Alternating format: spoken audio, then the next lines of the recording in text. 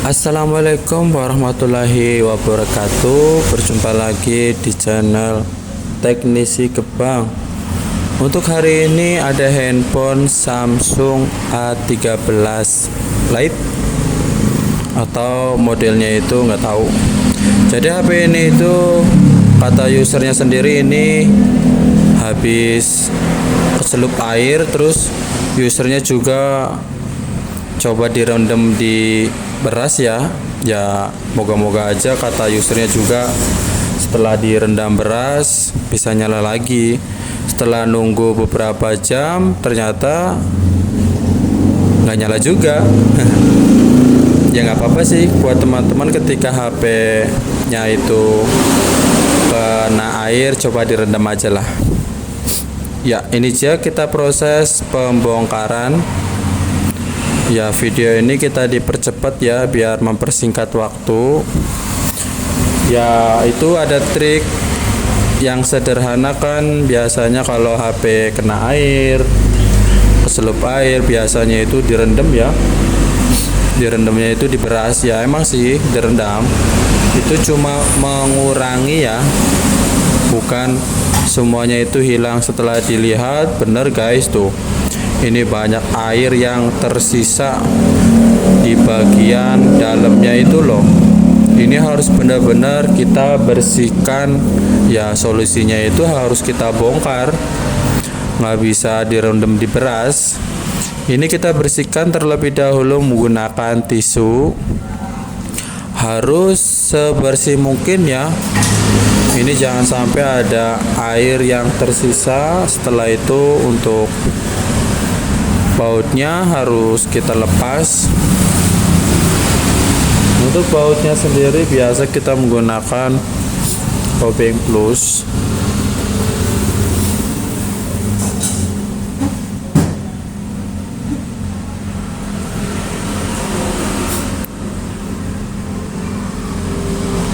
Ya semoga aja ini mesinnya masih aman ya. Kata usernya juga ini HP nggak sengaja jatuh, jatuhnya itu langsung ke air. Jadi ya HP-nya udah tiba-tiba mati sendiri. Dicoba dinyalain nggak bakalan nggak bisa, tetap aja. Ini sudah berbagai cara kata usernya tuh, sudah saya coba tetap saja nggak berhasil ya. Jadi HP-nya mati total. Ini lagi itu ya, pengangkatan penutup mesin ini agak susah, harus ekstra tenaga sepertinya. Ini bongkarnya dari mana lagi, ini agak susah banget ya. Ini dia sudah terbuka bagian penutup mesinnya. Wah ini bagian penutupnya juga ini banyak airnya guys. Aduh saya takut ini mesinnya bisa selamat enggak ya, moga aja bisa. Ini bagian soket baterai kita lepas dulu biar enggak short.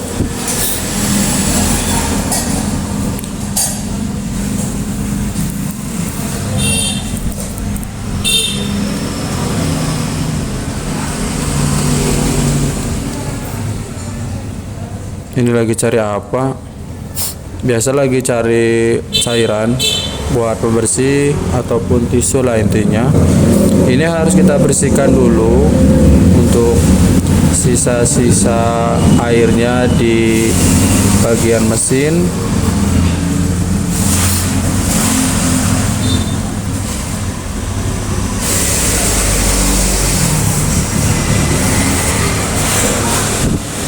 Setelah itu untuk baut di bagian mesin boleh kita lepas, buat soketnya juga kita lepas. Dilihat dari soket LCD ini ada sedikit air ya, tapi nggak apa-apa lah, nanti saya bersihkan. Moga aja LCD-nya juga nggak kena. Ini mau pengangkatan mesin ya. Wah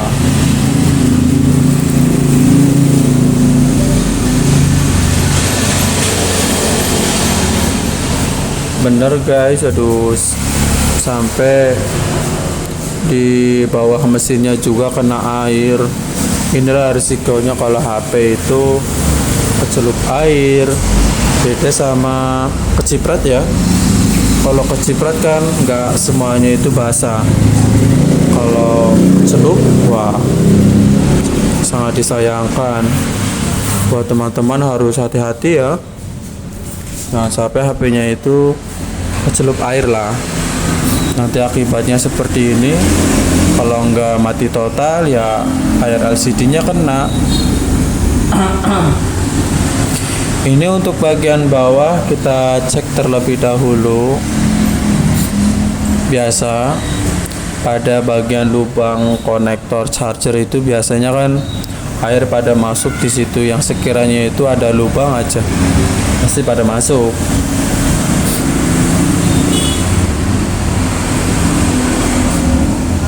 Kita buka bagian penutupnya, dilihat juga benar sama, ini airnya ada. Kita harus benar-benar sebersih mungkin ya. Sebelum dibersihkan, ini soketnya harus kita lepas terlebih dahulu. Ini tuh kabel apa ya? Kabel antena.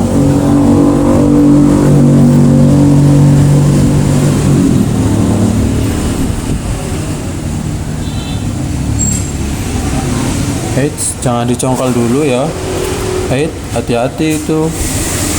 Ini ternyata ada OB yang ketinggalan guys. Jangan langsung dicongkel ya.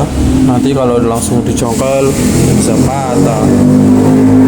Ini harus kita angkat terlebih dahulu pada papan chargernya. Setelah sekiranya diangkat, kemudian jangan lupa kita bersihkan menggunakan sikat biar airnya itu bersih. Seperti ini ya, kita bersihkan, jangan sampai ada sisa sedikit air pun.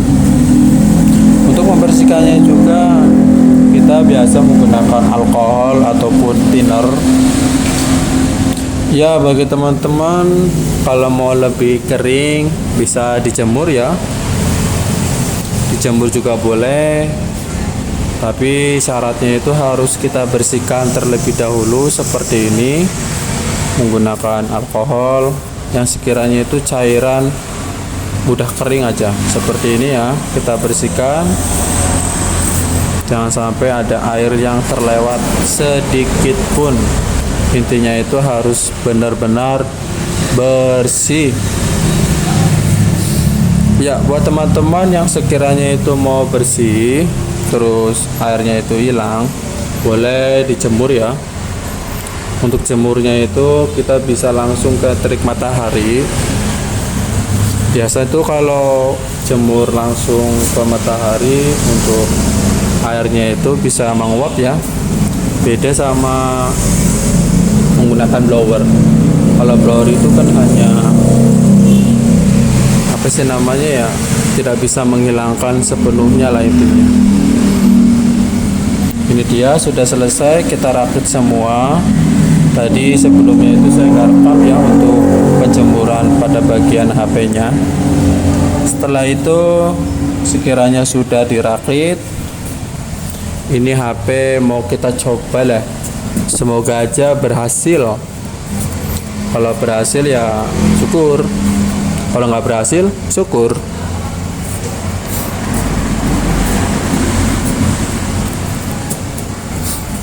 Ini lagi pemasangan itu ya, biasa bagian fleksibel on off. Ini agak ribet ini Samsung. Biasanya tuh on off nya biasanya di casing. Ternyata ini langsung ke bagian fingerprintnya. Coba kita lakukan. Coba kita nyalakan. Tadi saya coba nyalakan, tidak menampilkan gambar sama sekali, cuma getar, udah gitu aja, cuma getar doang. Coba kita lakukan pengecasan, tetap saja Ini tidak menampilkan gambar sama sekali guys. Apakah ini dari layar LCD-nya? Saya tidak tahu. Kalau dari layar LCD-nya kan lumayan itu. Coba saya cek kembali deh di bagian apa ya, di bagian baterainya juga.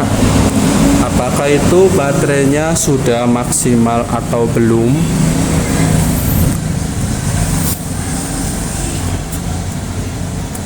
Ini sudah saya rakit semua, tetap tidak menampilkan gambar sama sekali ya.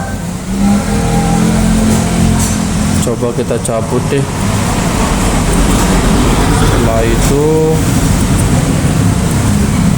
apalagi nih?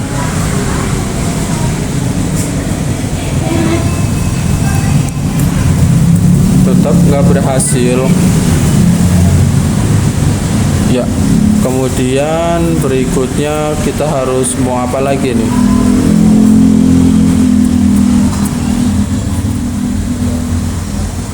Ini kok nggak ngangkat ya? Udah dicoba ya. Setelah ini kita mau apa ini? Mau ngecek tegangannya. Untuk baterainya itu apakah sudah maksimal atau belum? Dilihat dari tegangannya di sini menunjukkan 3,3 volt. Ternyata tegangannya itu rendah, jadi HP-nya itu tidak bisa menyala. Kita harus maksimalkan terlebih dahulu. Kita biasa menggunakan alat suntik baterai ini. Kita sesuaikan soketnya, kemudian dipasang. Ini agak susah banget ini pemasangannya. Wow, agak susah guys.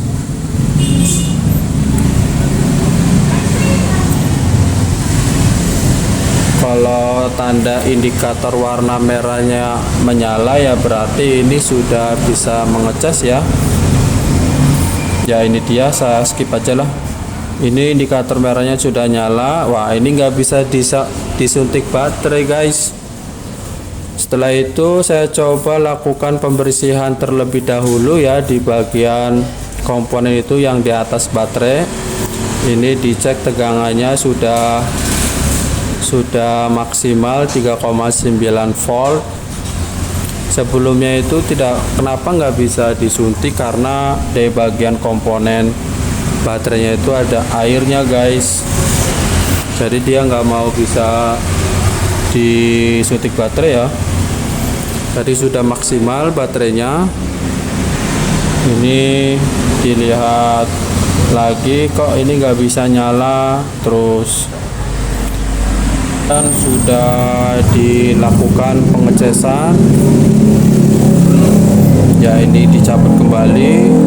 Tadi itu saya cek tidak menampilkan gambar sama sekali. Nanti setelah ini kemungkinan bisa jadi dari LCD-nya kali ya. Moga aja nggak kena LCD-nya guys. Nanti di part berikutnya aja deh. Nanti akan melanjutkan di tutorial ini. Oke guys, mungkin itu saja tutorial dari kami. Semoga tutorial ini bermanfaat. Ini tidak menampilkan gambar sama sekali, bisa jadi dari layarnya. Dilihat dari mesinnya agak anget-anget dikit ya, tapi nggak terlalu anget juga sih. Oke guys, terima kasih dan salam teknik.